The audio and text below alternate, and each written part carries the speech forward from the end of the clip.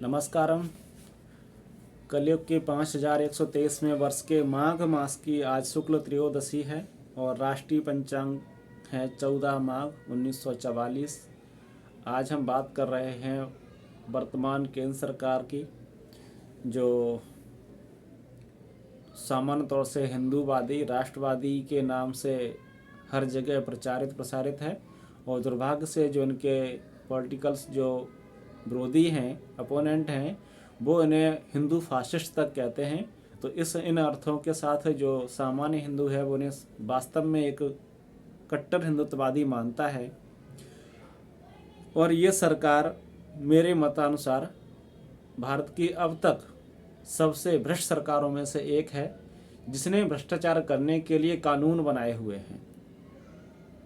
आपको ये जानकर के आश्चर्य होगा या विश्वास नहीं करेंगे कि मोदी सरकार, जिस पर ये कहा जाता है कि इस पर कोई भ्रष्टाचार का आरोप नहीं लगा है, या किसी पर लगा भी है तो उसने उस व्यक्ति का बचाव नहीं किया, उसे उसकी सज़ा स्वयं भी दी पार्टी से निष्कासित करके, या जो भी कानूनी प्रक्रिया जो रही उसे फॉलो किया। तो मैं बता दूं कि अभी जो पीएम केयर फंड को लेकर के जो बात चला, उसमें उसने ये कहते हुए अपना पल्ला झाड़ लिया कि पीएम केयर फंड जो है वो कोई पब्लिक अथॉरिटी नहीं है, इसलिए उसका जो भी उसमें जो फंड आया उसके जवाब देने के लिए सरकार उत्तरदायी नहीं है। उसकी जो प्रक्रियाएं हैं उसको हम उजागर नहीं कर सकते। अर्थात जो पैसा लोगों ने नरेंद्र मोदी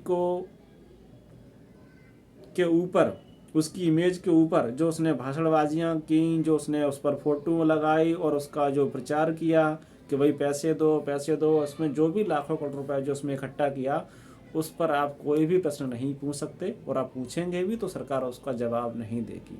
और वो कहती है कि ये कोई पब्लिक अथॉरिटी नहीं है। एक केंद्र सरकार, भारत की सर्वश्रेष्ठ सरकार है, उसका एक मुखिया के नाम पर ही वो फंड संस्था चल रही है, और वही सरकार उसे सुप्रीम कोर्ट में कहती है कि ये एक पब्लिक अथॉरिटी नहीं है, इसमें जो भी पैसा आया उसके बारे में कोई आपको लिखा पढ़ा जानकारी नहीं देंगे।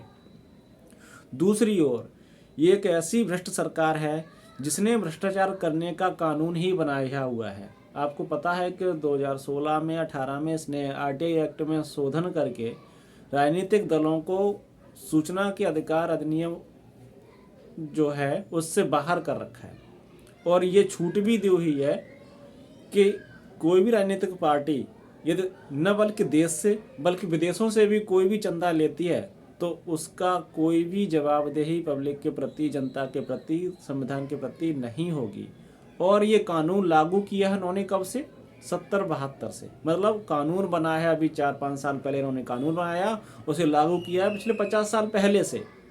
तो अब राजनीतिक दल कहाँ से पैसा ले रहे हैं, कितना पैसा ले रहे हैं, कौन उन्हें पैसा दे रहा है, इसकी कोई भी जांच, कोई भी प्रश्न आम आदमी नहीं कर सकता।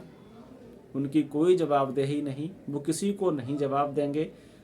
और आपने साथ ही ये चीज़ें भी सुनी होंगी इन संघियों के मुखों से ही, जो हमेशा ये विष्टा वमन करते रहते हैं, विश्व वमन करते रहते हैं कि देश में जो FCRA के माध्यम से विदेशी फंडिंग हो रही है, उस वजह से जो मुस्लिम हैं वो देश में आतंकी घटनाएं और जो मतांतरण की जो घटनाएं हैं वो कराते रहते हैं। साथ ही जो क्रिश्चियन मिशनरी जो काम करती हैं उनके लिए विदेशों से लाखों करोड़ की फंडिंग हो रही है, इसलिए FCRA बंद होना चाहिए, ये होना चाहिए, वो ये सारी आम जीवन में ये ऐसा भ्रम फैलाते रहते हैं। जबकि वही सरकार, उन्हीं की समर्थित सरकार FCRA को न सिर्फ कंटिन्यू रखती है बल्कि उसके प्रावधानों को और इजी बनाती है। दूसरी ओर सभी राजनीतिक दलों को फंड की जो जांच हो सकती है, उस पर सवाल किए जा सकते हैं, उससे उसे बाहर करती है। तो मुझे नहीं लगता कि कोई भी भ्रष्ट सरकार इससे ज़्यादा या इससे आगे कहीं जा सकती है। आपको भ्रष्टाचार करना है, उसका कानून बना दो करने का, लीगल हो जाएगा, सारे प्रश्न खत्म।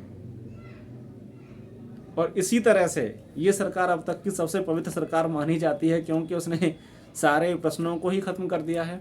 आप प्रश्न ही नहीं कर सकते, आप कुछ जान ही नहीं सकते, आप सच के बारे में आप कुछ भी कर लीजिए, आप उस तक नहीं पहुंच सकते। क्योंकि आप सच तक नहीं पहुंच सकते, तो इसलिए हर आदमी पाक साफ है, चाहे वो कितना ही भ्रष्टाचार के दलदल में डूबा हो, उसकी इमेज एकदम दूध की धुले की जैसी है। इसलिए मैं पुनः आग्रह करता हूं, और हर वीडियो में मैं आपसे यही आग्रह करता हूं कि वर्तमान जो सरकार है संघ भाजपा के द्वारा जो चलाई जा रही है, ये अब तक की सबसे भ्रष्ट सरकारों में से है, सबसे धूर्त सरकारों में से है, और इसके सभी नेता भ्रष्टाचार के दलदल में सर से लेकर के पाँव तक पूरे सराबोर हो रहे हैं, डूबे हुए हैं भ्रष्टाचार में। आपको ये भी बता दूं कि जब से ये सत्ता में आए हैं तब से टोटल जो चंदा पार्टियों को मिल रहा है उसका लगभग 90 से 95%, 90 to 95% चंदा अकेले ही बीजेपी को मिल रहा है। आप समझ सकते हैं इसके पीछे जो काल है, जो लॉजिक है। सीधी सी बात है कि मोस्ट ऑफ कई राज्यों में ये सत्ता में है, केंद्र में ये सत्ता में है, और चूंकि इनका प्रचार तंत्र इतना मजबूत है कि ऐसी उम्मीद है कि आगे कंटिन्यूटी में भी रहेंगे। तो इस वजह से जितने भी उद्योगपति व्यापारी हैं वो सभी जो उनका ब्लैक मनी है या जो भी है वो इन्हें अपना पैसा दे रहे हैं चंदे के रूप में, ताकि उनके काम आसानी से होते रहें। और उसका एक उदाहरण भी हाल में ही मिला ही भी है, जो अडानी का जो भ्रष्टाचार के बारे में आपको पता चल ही रहा है, खबरें अभी कंटिन्यू हैं पर मीडिया में। तो खैर वापस आते हैं अपनी बात पर। मैं सिर्फ जो वीडियो बनाता हूँ वो सिर्फ हिंदू समाज के लिए, हिंदू सभ्यता के लिए ही बनाता हूँ। इससे किसी और दूसरे व्यक्ति का कोई लेना देना नहीं है, और सिर्फ उन्हीं के लिए ही हैं जो अपनी सभ्यता संस्कृति को बचाने के लिए चिंतित हैं या उसके बारे में विचार करते हैं। तो संघ और भाजपा को सत्ता से बाहर करें और अपने मन से ये भ्रम निकाल दें कि हिंदूवादी हैं, राष्ट्रवादी हैं। ये अब तक के सबसे भ्रष्ट सरकारों में से हैं, सबसे धूर्त लोगों में से हैं, और दिखावटी या ये कहें पाखंडी हिंदू हैं। और ये हिंदुत्व का जो कलेवर है ये सिर्फ वोट बैंक के लिए एक टूल की तरह से इस्तेमाल करते हैं। नमस्कार।